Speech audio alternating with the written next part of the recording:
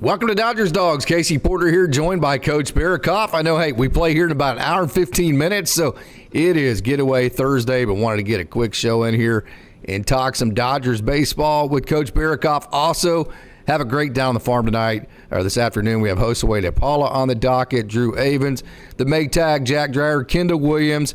So we have a great down on the farm that we will have after Coach Barrakoff and I finish our LA Dodgers segment. But hey, Coach, you giveth and you taketh away, right? I mean, the Dodgers have one of the most epic comebacks and walk-offs ever in the history, well, since they've been in at LA, right? And then the next day, you have the walk-off for the Rockies. Baseball is crazy, isn't it? You know, it seems to be the MO right now. We have these great games, and then we throw a clunker out there, and that's what I saw with yesterday. But you know what? The nice thing is you get a win today. You win 3 out of the 4. You're still up 8 games right now. And I like what I saw from Bobbymiller. Hayes is hitting. Lux is starting to get a little bit better. But, yeah, I mean, clunker. You go from this magical moment to yesterday. A little frustrating. What'd you think about Bobbymiller? Well, I'll tell you, I liked him. I mean, watching him, he looked like he just wasn't hitting the spots that he was wanting to hit. He was getting too much right down the middle of the plate, but I liked the way he looked. I mean, if you're going to compare Buehler and Miller, Miller looks much better at this point right now, and that's what I like. I like seeing Miller ready to go. Like, that's another great addition to our rotation. Of course, the exciting thing is that Clayton Kershaw made a rehab start yesterday in Rancho Cucamonga. He went 3 innings. I think he touched 90, and he had a really nice 12-6 curveball going, kind of had a slurve going. Looked like he threw a couple of changeups as well, and it looked like he got better as he went on. So I know Dodgers fans, it was just crazy. It was like Beatlemania there at Rancho Cucamonga yesterday, so I know Dodgers fans are super excited about him. Yeah, I mean, it's our Hall of Famer. You know, it's maybe arguably the best lefty in baseball history, and we have the other one in Koufax. So yeah, it's nice. It's nice knowing that you've got Kershaw getting ready and primed up to come back. I mean, his presence alone, knowing that when he's in the rotation, you know what you're going to get. And I think we should hold back maybe our excitement a little bit. I mean, it's going to take him a little bit, but if he could work him into right around when the playoff time comes and he's amped up, ready to go, I'm pumped for that. Really excited for that. I've said this many different times. He does not have to be a starter to be a very impactful pitcher for this Dodgers organization. So if he can get up to, say, sitting around 92, 93 with the curveball, I think he's going to be a little bit different. I think he's going to be more of a movement-type pitcher versus a velo type of guy. I think he's going to throw his curveball more than he did maybe recently and that kind of thing. So I think he's going to be the guy that tries to move the ball in missed barrels and then get some strikeouts as well. But he doesn't have to be a starter, in my opinion. I know it just seemed weird to have one of the greatest pitchers of all time, I don't want to say relegated to the bullpen, but if he's kind of ends up where he's at right now or maybe doesn't get up to 93, 94, boy, he'd be very effective maybe for 1 or 2 innings out of the bullpen, wouldn't he? Well, yeah, and going back to the Buehler comment, like I could see Buehler, like how great would it be Buehler in the 6th, Hudson in the 7th, yeah, Trinan in the 8th, and then you got Phillips in the 9th, and you throw Kershaw in there with a lefty if you need him in the 6th or 7th, and you could flip-flop those guys out of the bullpen. That's a deadly bullpen if that's what the route they want to go. But, again, it's just nice knowing that Kershaw is on his way back. I mean, it's tough seeing him in the dugout watching games. You know how much of a competitor he is. And it's nice knowing that there's a chance we're going to see Kershaw this year, and that's exciting. Yeah, we have a question already. What is up with the velo of Bobby Miller's fastball? And he hit 99.1 yesterday. He averaged 97.5 with his four-seam. So the velo is very good. And then also he touched as high as 2469 on the spin rate, which is just as important as velo because that keeps the velocity as it continues to go towards home plate. And he averaged over 2,300. So that's always a fight for Bobby Miller. Is he over 2,300 on the spin? Is he under it? So the spin was great. The velocity was great. It's just, and to be expected, and you're at Colorado. It's a very tough pitch to play, place to pitch. Walker Buehler, one of the greatest of all times, has struggled at Colorado almost every time he's pitched there, right? So it's just a tough place to pitch. So he was rough around the edges. Well, obviously, I mean, he's just coming back. We saw him walk a guy and then get down 2-0 to Tolia right before he gave up the home run. And to the Rockies' credit, every time Bobby Miller was a little bit rough around the edges, they ambushed him, and they did a good job of taking advantage of their opportunities. Yeah, I mean, that's what I was kind of meaning. Like, when he wasn't hitting his spots, everything was right down the middle, and Colorado took advantage of it. But the thing that I liked is he got maybe I'm going to be a little off on this, but 3-4 double plays when he got into trouble. And that's always good to see for me, is he was able to get out of some stuff. Even when he had those walks or he was missing his spots, he was able to get guys to ground into double plays. And I thought that was good. And it's his first outing. It's Colorado. I mean, yes. It's hard to put any stock into this other than his velo was up and his spin rate. But let's get a couple more starts before we start worrying about anything. Let him ease back into this thing. Fastball was in the zone 52% of the time. I think the magic number for Dodgers pitchers, I think it's held true, has been right around 60%. So you mentioned the control and the command. Going to improve as he gets a little bit more underneath his belt. But one thing Dodgers fans can always trust about Bobby Miller, the dude is a dog, man. I've never seen a guy more competitive. Now, sometimes you kind of wish he wouldn't show it on his sleeve quite as much as he has in the past, but I love it, man. I don't care if the other team sees how fired up or how pissed you are or whatever, man. I love all of that. One thing you can never question is the competitive fire and the amount of dog that is in Bobby Miller. Yeah, exactly. I mean, he's a stud. And it's like any little wrong thing he does, he's talking to himself and shaking his head. And it's like, you got to want a guy like that. I mean, that's why I'm liking him and Gavin Stone, these two young dudes, man. Like, I love what we've got. And watching Bobby Miller, it felt good to see Bobby Miller back yesterday. We've got such good young pitchers in our organization. And Bobby just showed, like, man, if he could stay healthy the rest of the year, he's going to be deadly because he's only going to get better and better. So it was you're right. Dude is a stud. He's a dog. I like it. Yeah, absolutely. Hey, I just posted the link to the Clayton Kershaw video that I did this morning, and I'm actually typing that in right now. I actually cut every single pitch, not just the good parts, but every single pitch of Clayton Kershaw's outing, and I put a little bit of analysis behind it, and I released that. About an 8-minute hot take this morning. So if you have not had a chance to check that out, I have the link in the chat right there. We have a great chat already logging in here on Dodgers Dogs as part of the Dodgers Daily Network.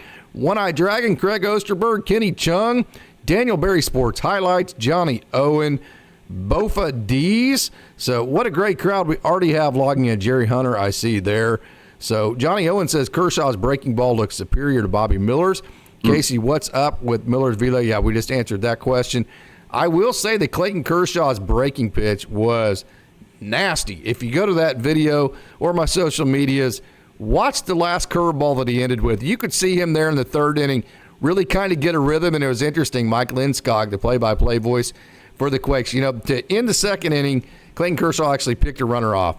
And so in the third inning, Mike Lindskog felt like Clayton Kershaw didn't feel like he had thrown enough. So he actually asked the home plate umpire to give him a pitch clock violation, so that would allow him to put the hitter on base so he could face another hitter, because you could see he had gotten into a rhythm, and that last curveball that he dropped was dirty with a U, not an I. Well, what I loved was all of our young guys watching him do it, getting ready for the game, warming up, and it's like, I mean, that's the thing. When Kersh is pitched here at OKC, I mean, it's a huge crowd to watch his warm-up routine. But what I liked is our young guys watching what a Hall of Famer's doing, and hopefully they take that and they do what he's doing. Like, you want to follow what these legendary guys do. But, again, you're just saying music to my ears. Kershaw looking good, curveball looking good. We're going to see him soon. That's Christmas is early with Kershaw coming in. Yeah, he's got to get to the strikeout record, right? As a Dodger, that's got to happen, right? It would be great, right? And he's the most dude ever. So yeah, I mean, the more records Kershaw could bring in there, I love it. I'm all for 22 getting this thing done. Let's go. We know as well as anybody, Coach, one of the funnest parts of sports is that you get to sit around and second guess all of the decisions that are made by, hey, why are you in a zone? You should have went man here. Hey, instead of switching, you should have went over the top of all the high screen, all that kind of stuff. I mean, you could do it all day long because whenever you have hindsight, you already know how it's worked out right here. So we have Kenny Chung says Miller shouldn't have come out for the 7th. Taking Teoscar out and having Johan pitch were bad decisions. What do you think about all that? Okay, so I don't know what to speak about Teo. I mean, Dave said he needed rest. Okay, maybe he did. I don't know. Bobby, I thought, I mean, what did he have? 2 straight innings where he had only 16 pitches total, 8 and 8. So I thought he looked fine. And then, I mean, it's easy with Ramirez. I mean, he looks good sometimes, doesn't the other time. So that's easy to question that. But we don't know what's going on in the bullpen. Who was ready?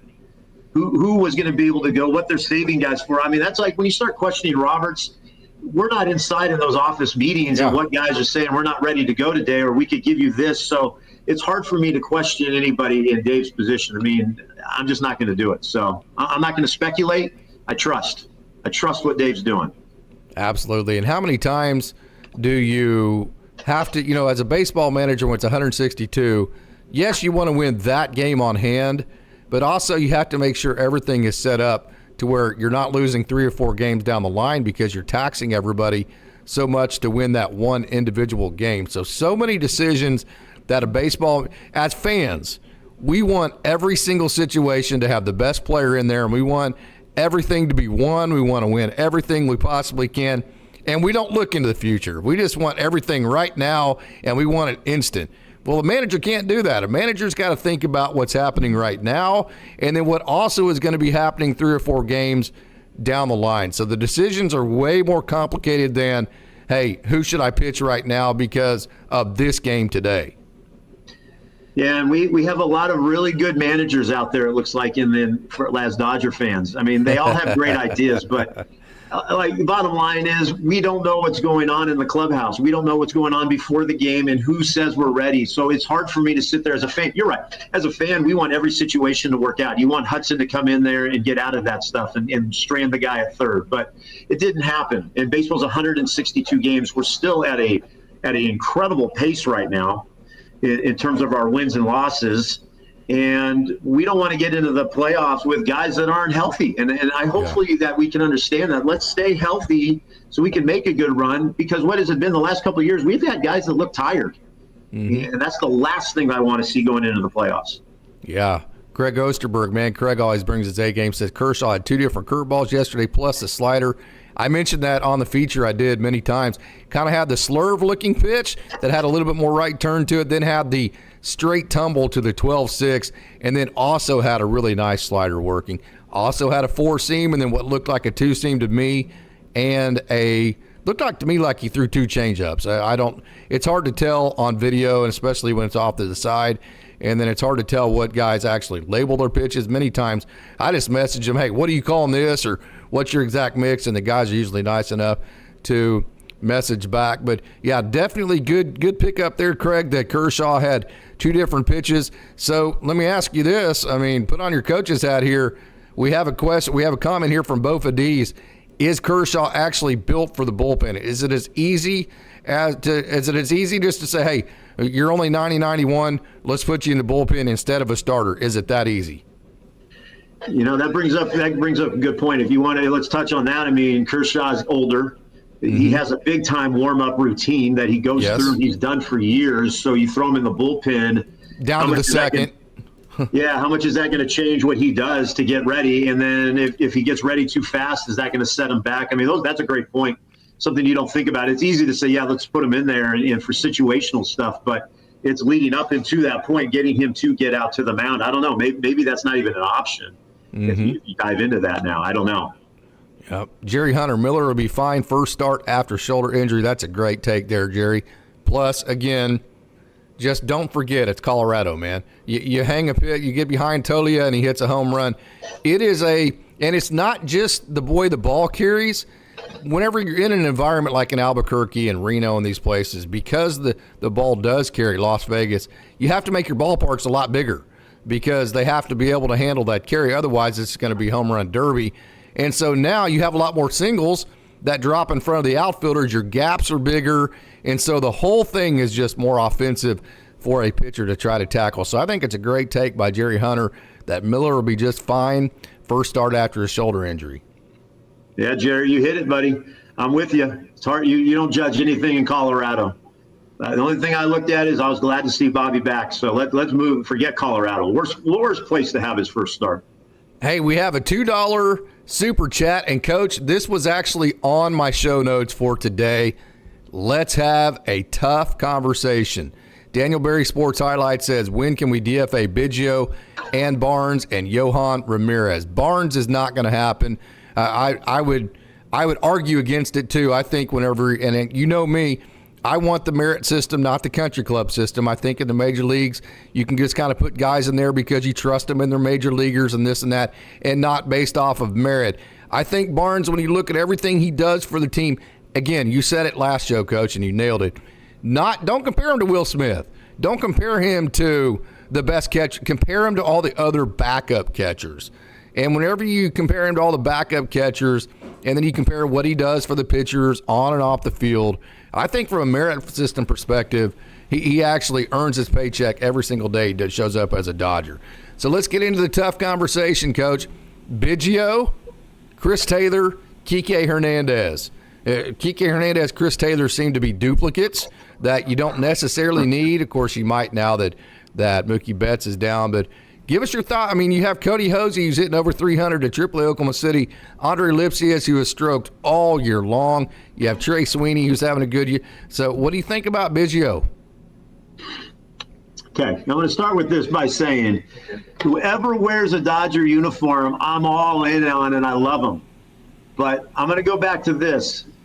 If we're bringing Miguel Vargas up, he's an infielder. Why are we not giving Miguel Vargas at bats? And let's see what he can do at a steady, on a day-to-day basis. There's no point talking about Kike and CT3. They're not going anywhere.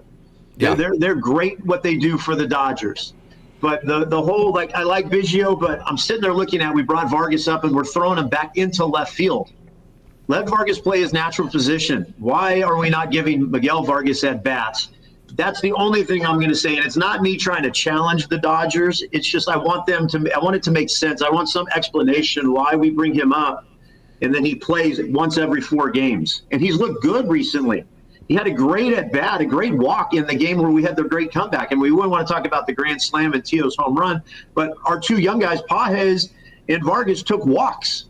And that was big time. So it's like, I would rather see Vargas there. I don't want to say publicly what to do with Biggio, but I would like to see Vargas play more. So that's my take on the Biggio thing.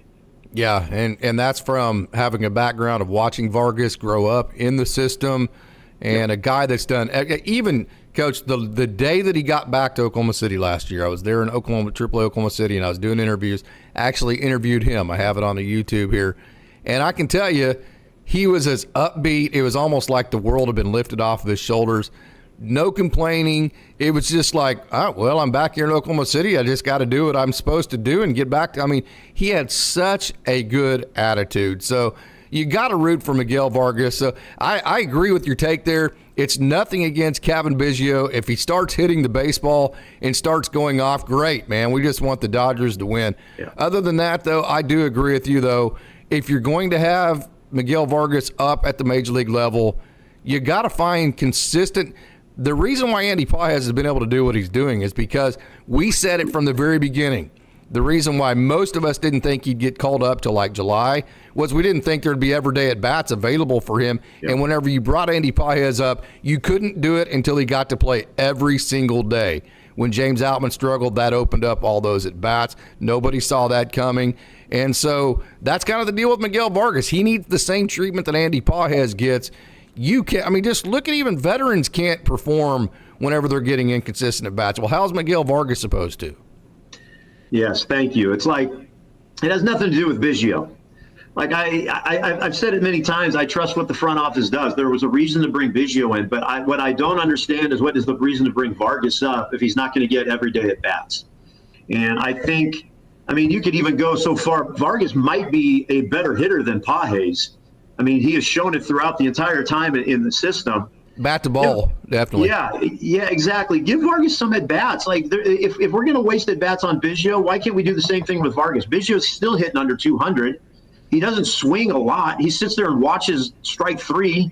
I'd rather swing and miss at a strike three, and he sits there and watches a lot. He's had a few errors. Come on now, you can't mean to tell me Vargas can't do that, do the same thing to get him some at-bats and get some statistical analysis behind him. That's what I want to see.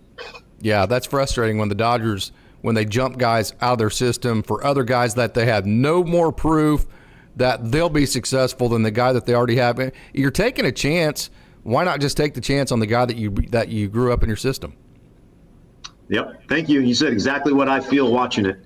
It's every time I see him sitting in the dugout, that's exactly what I'm thinking. Let's give this guy an opportunity. Let him play for 2 weeks straight. Let's see what he does. Yeah. Let's see. Healthy. I mean, I think the key is last year, Coach, he wasn't healthy, and by the time he got healthy, that snowballed already gotten so big that he couldn't get it stopped. Yeah. Yeah, and we didn't really touch on the Barnes thing. Barnes is our backup. I don't know why people always want to try to compare him like he's a backup catcher. He plays, once every 4 games. What are the Royals are the only ones that have 2 catchers that are really good, Perez and Fermin, right? Yeah. I mean, it's hard. I was trying to think while we were talking, all these different teams that have backup catchers. We're like, are we the only team that talks about our backup catcher? Austin Barnes calls a great game. He calls a great game. He's great with the pitchers. The pitchers talk all the time about him, how they go to him for information for their outing. We're not getting rid of Austin Barnes. There's no point. There is no point to get rid of Austin Barnes. And again, I'll say it one more time. I've said it many different times. That's not a legacy situation. That's not a country club decision.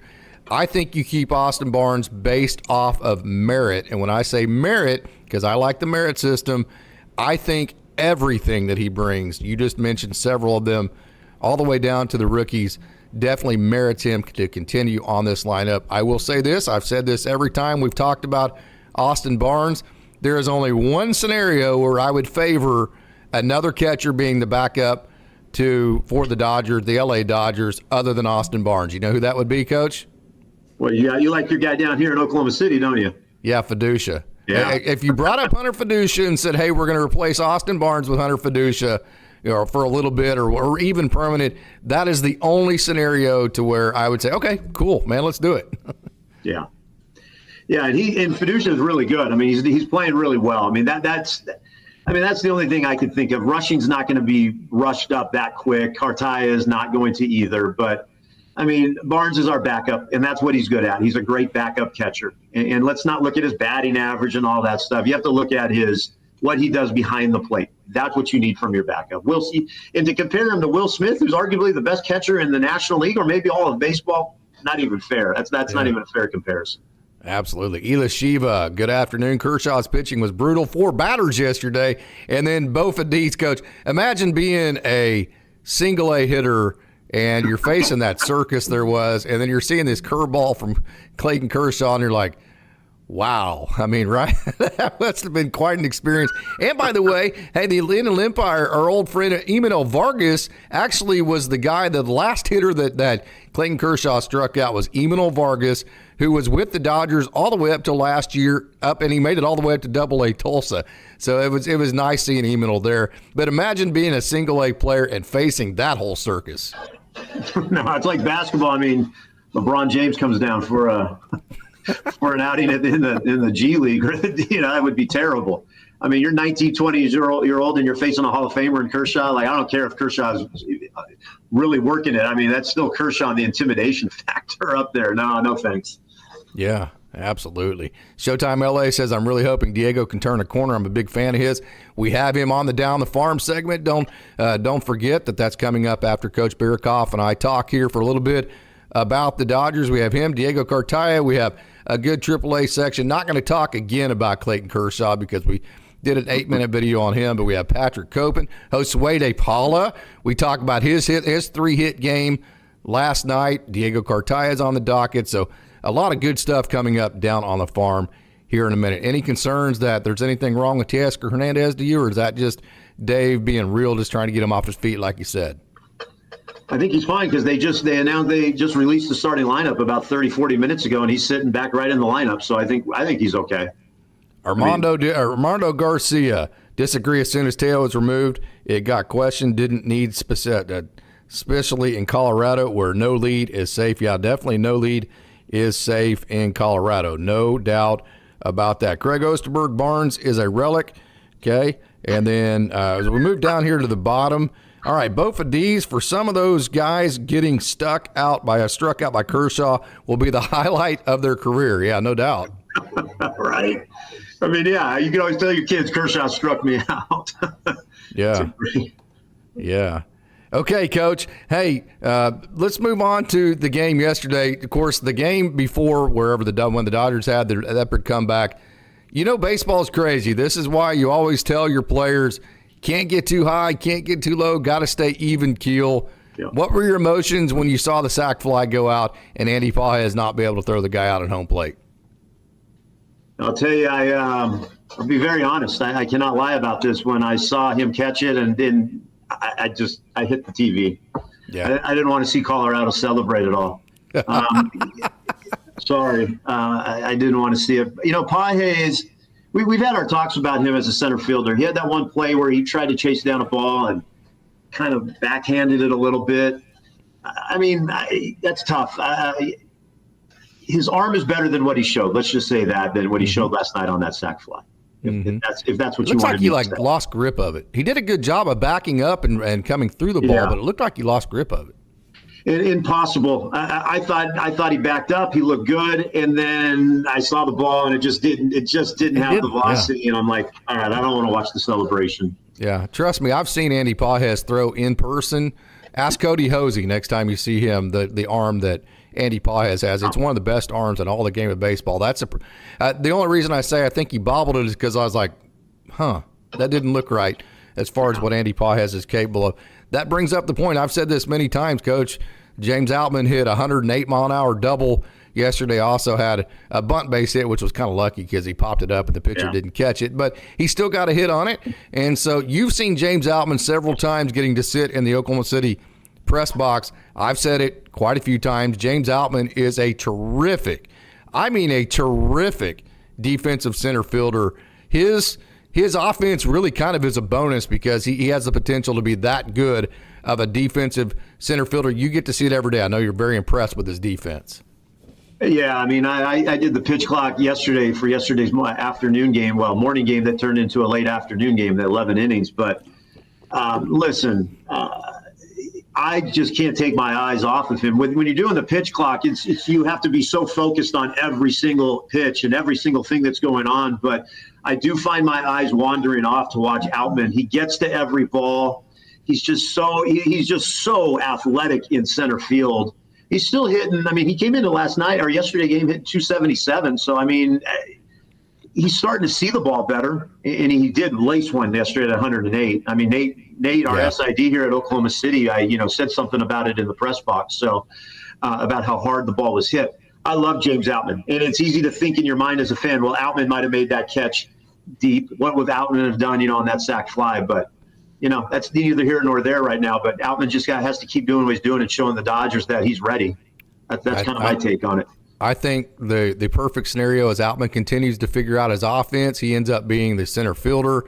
Andy Pages gets moved to right field, and then you can use Jason Hayward in whatever role, platoon, matchup scenario that makes him his best. I think coming to the Dodgers for Jason Hayward, the key to him has been the Dodgers have been able to put him in advantageous playing positions. Exactly. I think Hayward is your a perfect spot guy. He doesn't need to be playing every single day because we've talked about this.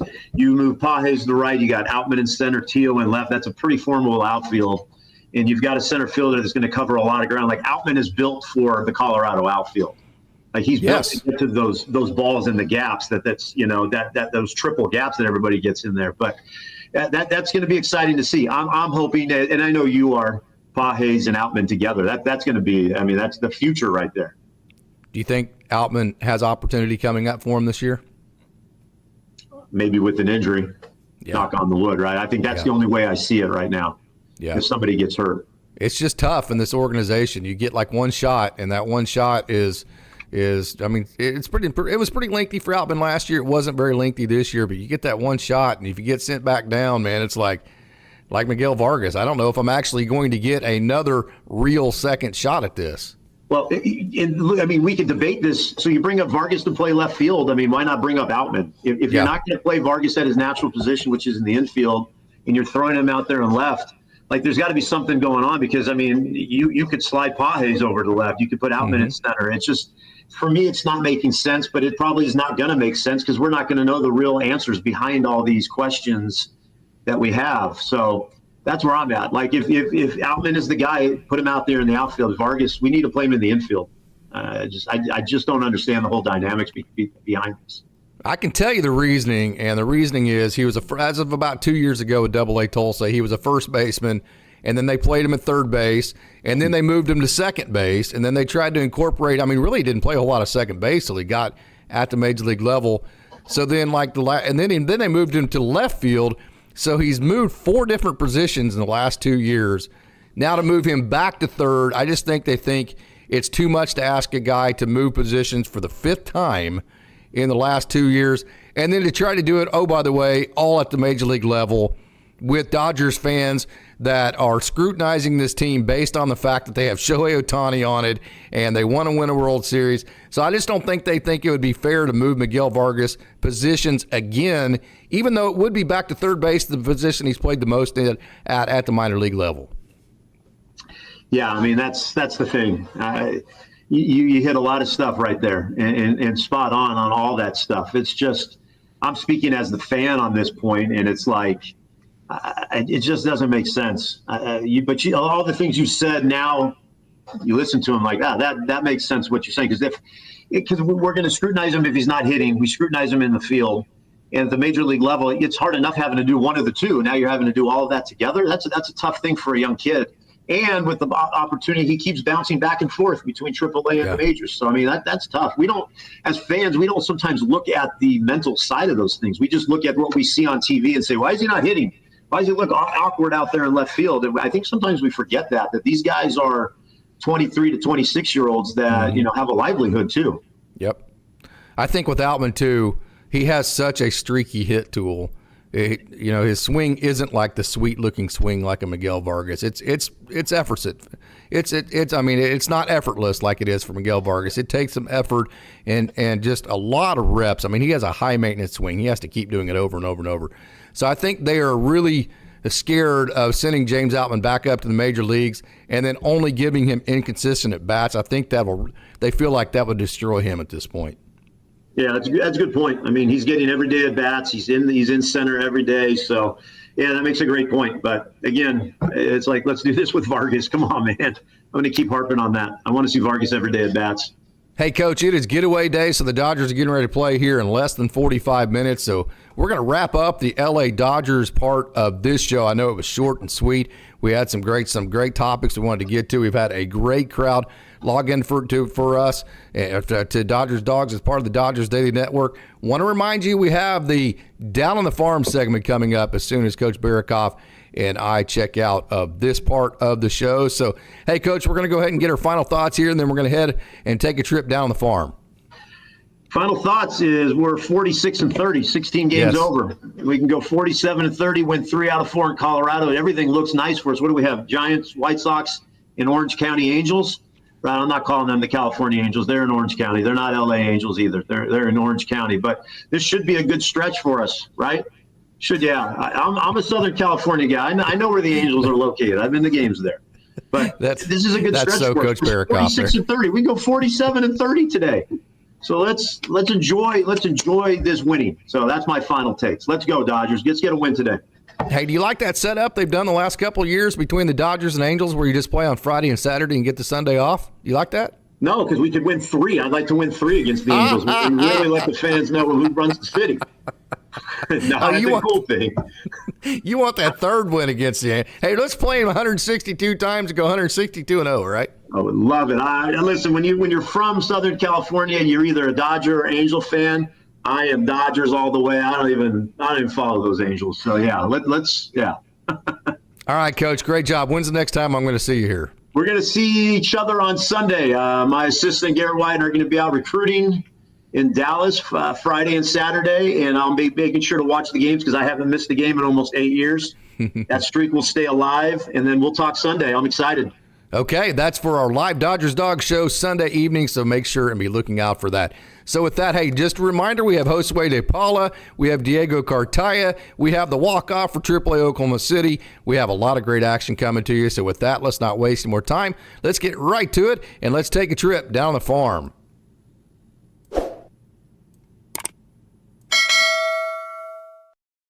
Going to start our Down on the Farm segment like we do each and every episode at Single A Rancho Cucamonga. Hey, released a video today, a hot take video on Clayton Kershaw and his rehab outing last night. He went 3 innings and did a really good job, showed some really nice 12-6 curveballs, some different shapes to his breaking balls, and then also what looked like a 2-seam and 4 seams to the top of the zone. So good rehab outing for him. Won't cover him on this Down the Farm segment because we put out a special video just for him. But hey, how about this? You have a packed crowd, you have people. I mean, it was like Beatlemania last night for Clayton Kershaw at Rancho Cucamonga.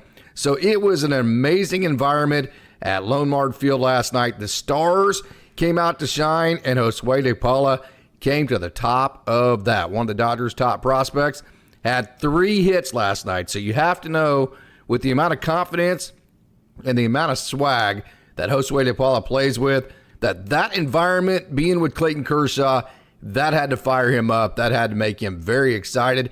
And because of that, he had 3 hits. Now, he didn't just square up all 3 of them. The first one was opposite field, and then you see the second one, an infield base hit, and this third one about a 5-hopper through the 4-hole there on the infield. So he didn't just hit the ball like 150 miles an hour every time he hit it, but he did end up with 3 hits. And then he also had 2 stolen bases, which is really nice because when you look at Josue De Paula, the 2 things that a critic might say about him is, hey, they're worried about the foot speed. So the 2 stolen bases is a good indication for him as far as foot speed goes and how he was actually able to steal bases last night. And then also the launch angle. They think the launch angle is too low. It comes out too low to the ground, and because of that, he won't have power. See how this is a pitch to the top of the zone. That is a pitch that most guys in today's day and age would hit in the air, no doubt about it, and instead Josue De Paula gets right on top of it because you see right here, instead of lifting at the front, watch how his hands actually come across right here.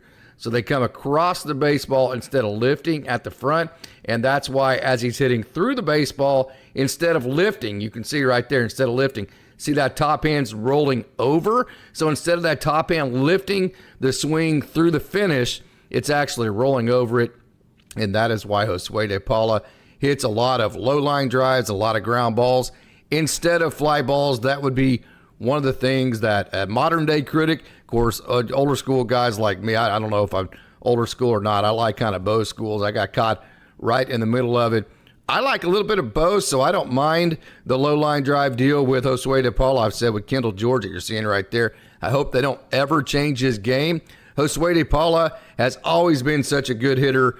It just makes me wonder, if you go to tinkering and you go to trying to change things, does it make him less effective than he could be? So it'll be interesting to see the track that the Dodgers put Josue De Paula on. But 3 hits last night in the Clayton Kershaw game. Could not be more excited for the big right-hander out of the state of West Virginia, and that would be Patrick Copen, a young man who spent his college days at Marshall University. This guy right here, man, he is absolutely excelling. Last night, he was the piggyback starter behind Clayton Kershaw. Kershaw went 3 innings. Copen came in and knocked out some bulk innings, 4 2/3 innings to be exact, 2 hits, 1 run, 6 strikeouts, 2 walks for the big righty out of the state of West Virginia, again, who has the big fastball that is approaching 100 miles an hour. Hey, how about the ERA of Copen down to 3.15, 60 strikeouts and 54.1 innings. So the stuff is big. There's a lot of swing and miss there. And by the way, Patrick Copen has allowed just 1 run in his last 3 outings, which spans 13.2 innings. So great job, Patrick Copen. Could not be more excited about him. It's going to be all about the sequencing and the way that he's able to control and command the sequences of which he is trying to execute. So Patrick Copen doing a great job of it. We mentioned this many different times. He added the 15 pounds of great weight, most of it to the lower half of his body, where you generate all your power as you push off the rubber. So great job, Patrick Copen. Super excited about him. Going to move up to the high A Great Lakes level now, and this is Christian Romero. Hey, we've been talking about him quite a bit. Remember, he's the guy that got called up for the one outing for AAA Oklahoma City that was in Sacramento. Did a great job through 4 innings, almost got to the 5th inning unscathed, gave up a couple of runs there, but did a good job in his outing with AAA Oklahoma City.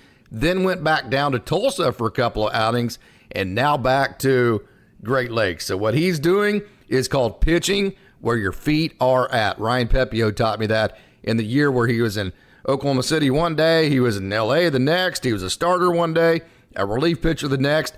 He taught me that, hey, whenever you're in that situation, they train you, just pitch where your feet are at that day. Don't worry about your surroundings around you, whatever your role may be. Just do what it is that you do, and that is pitch. That's the same 60 foot 6 inches. It's the same height of the mound, being 10 inches as far as a mound goes. So regardless of where you're at or what your role is, it's all the same.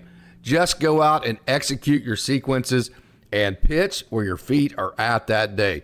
That's what Christian Romero has done. You're seeing the late life, the good cutter pitch, the good fastball, the good changeup, and the good breaking ball for Christian Romero, commanding both the inner and outer parts of home plate.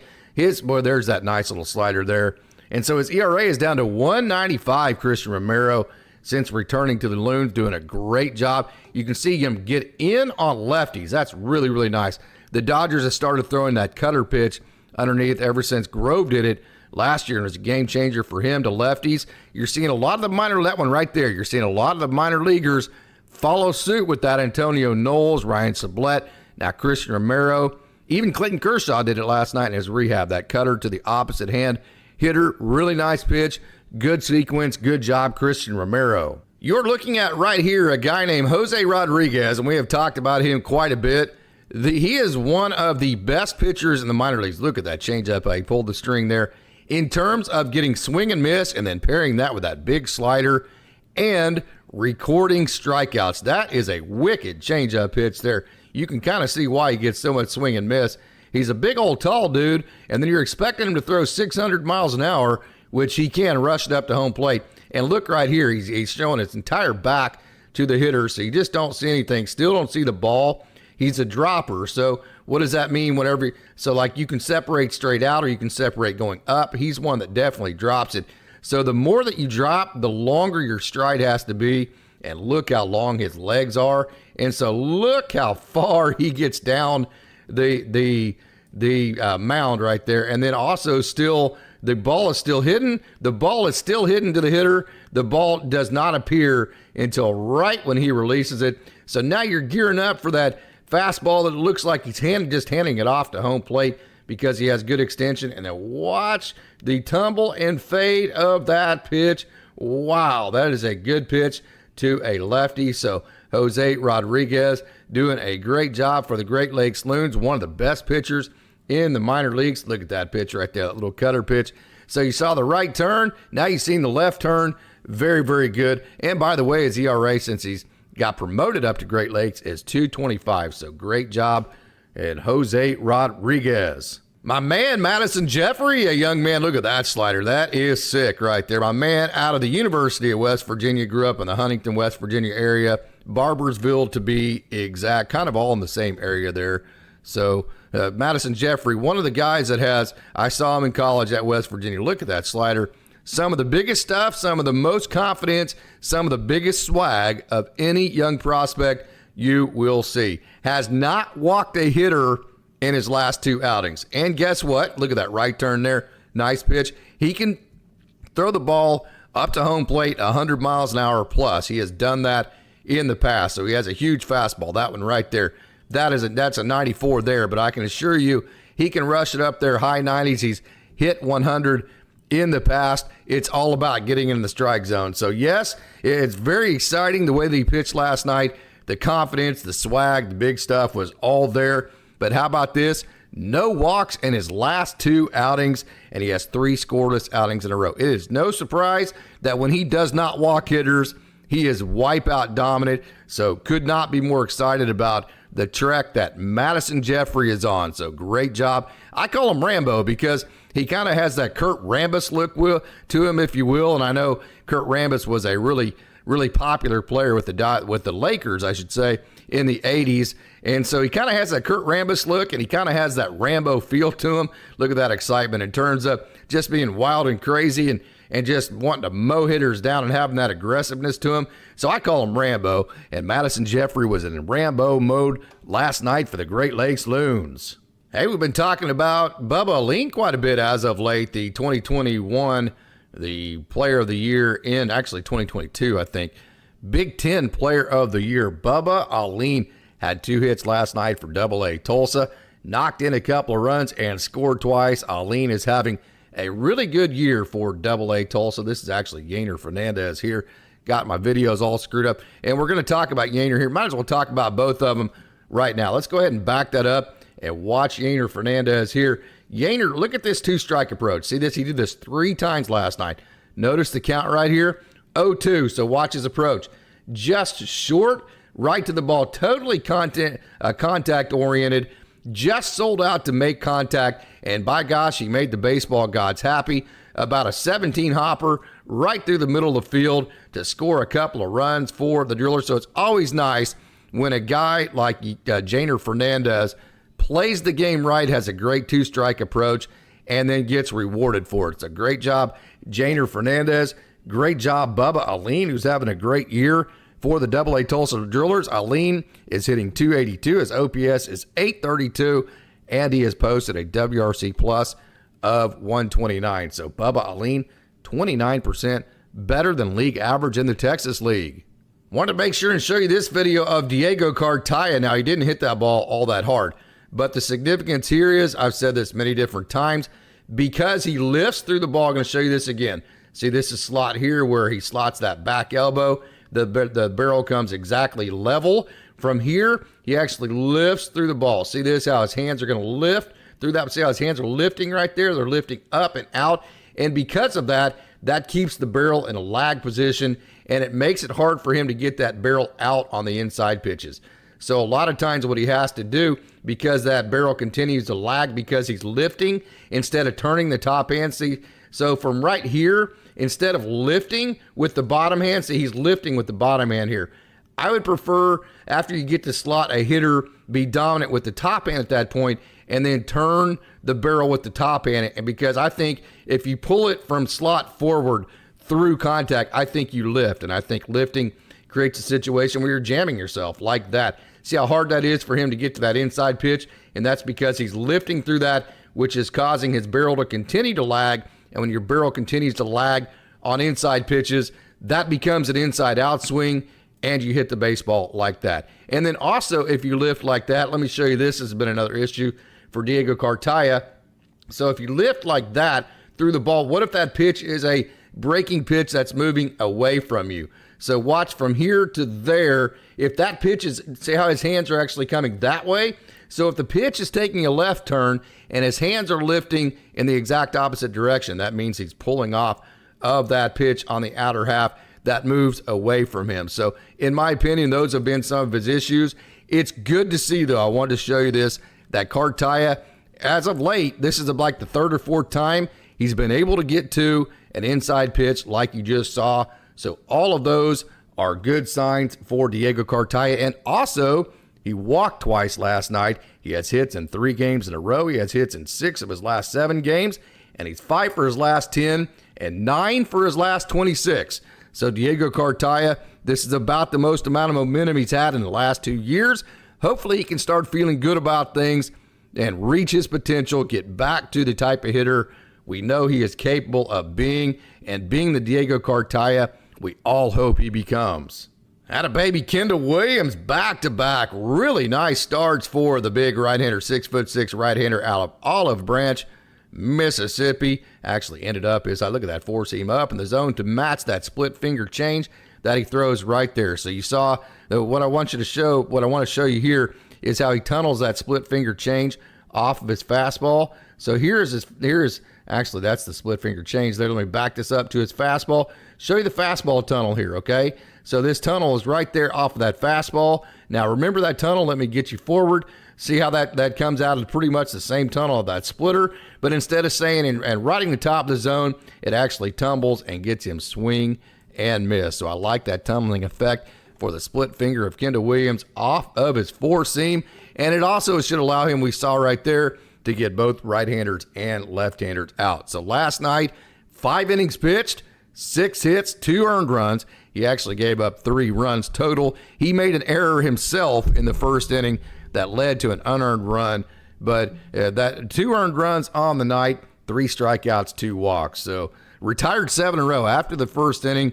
After he made the error and gave up the run, he actually retired 7 in a row. He worked around some trouble in the 4th, then gave up a couple of runs in the 5th. So hey, he's given up just 2 runs in his last 2 starts combined.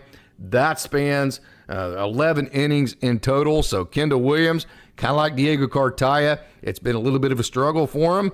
He is starting to build some momentum, so let's keep an eye on him, Kendall Williams. All right, going to move up to the AAA Oklahoma City level. This was actually an afternoon game last night. A good crowd for the middle of the afternoon, almost 5,000 people. What you're seeing here, that's Chris Oakey. That is the very first. Okay, it is June 19th, at least it was yesterday. That backing up, I'm going to show you this again. This is Chris Oakey bunting. That is the first sacrifice bunt of the season for the entire team for AAA Oklahoma City. So, hey, what did it end up? This actually was in the 11th inning. How did it do? That is Chris Owings at the plate. Here's a wild pitch. This is Drew Avens. Look how he goes around the bag. Now, one thing that's very important to notice here, just in case you were curious, so it's not 3 feet from the foul line. It's not that's not what sets it. So whatever line Drew Avens made as far as a runner, see how the line that he made to home plate, he is going to be given 3 feet from wherever he starts his line from home plate. Because if that's the case, most of the runners, they round this bag and they're 10, 11 feet outside the bag. So if it was only 3 feet outside the chalk, the runners rounding third and coming home would be out every time. Yeah, right? So it is actually 3 feet from the line that you set to home plate. So from right here, Drew Avens has 3 feet on either side of him to be legal and staying inside of the regulation as far as how being legal where he can run to. And you can definitely see here that is not more than 3 feet from where he started his line there.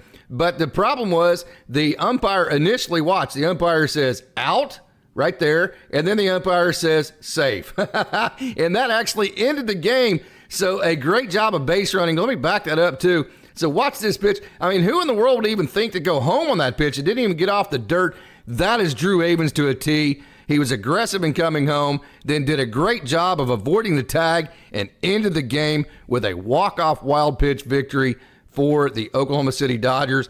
Kind of funny too, if I can fast forward this in the dugout, just to kind of show you how boys will be boys. We had a big powwow at home plate where the Albuquerque Isotopes weren't very happy about how it ended. This was, well, if we get to it, I don't think we're going to show it here. Chris Owings did nothing. This is him right here, other than just watch the wild pitch. And then later, no, we're not going to get to see it. They actually gave him the Gatorade treatment in the dugout for the walk-off. So it was kind of funny, just the camaraderie of that. Again, first sacrifice bunt of the year, and then the walk-off wild pitch where Drew Avens did a great job of being aggressive going home and then avoiding the tag right there. Attaboy, Drew Avens. Well, if you've been watching Dodgers Daily at all, you know who this is by now. This is Andre Lipsius, who had 2 hits yesterday, 1 to the opposite field gap, and he had a couple of ribeye steaks. Gotta love it when you drive in runs. There's Andre Lipsius with a couple of RBIs, and now Andre Lipsius has hits in 4 games in a row. Let's back that up and take a look at Andre Lipsius' swing. A little bit deceptive the way he starts right here. See how he starts with his hands all the way down. That's just kind of a trigger mechanism because he launches to the perfect position in the back, and then just not a whole lot can go wrong. You just kind of lift your leg, put it back down, not an overly wide stance. The knob is pointed to the catcher, but not by a whole ton, and then just really not quite as direct as some like we've broken down before. There's a little bit more of this arc movement to it, and that's why he's getting the ball in the air. So in the past, he's had more of just kind of, we always used to tell kids, let those hands follow the front elbow.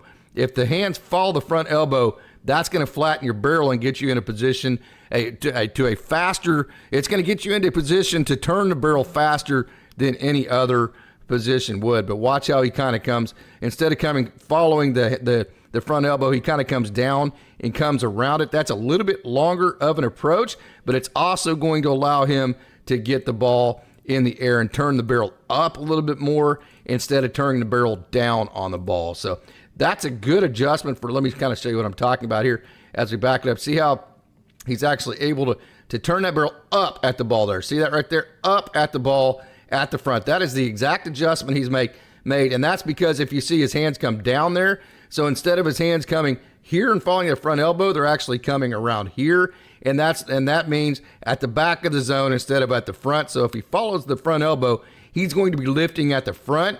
But by actually coming this way, he's going to start lifting further back in the zone. See how he's going to start basically lifting from right here, lift through contact. That is the exact adjustment.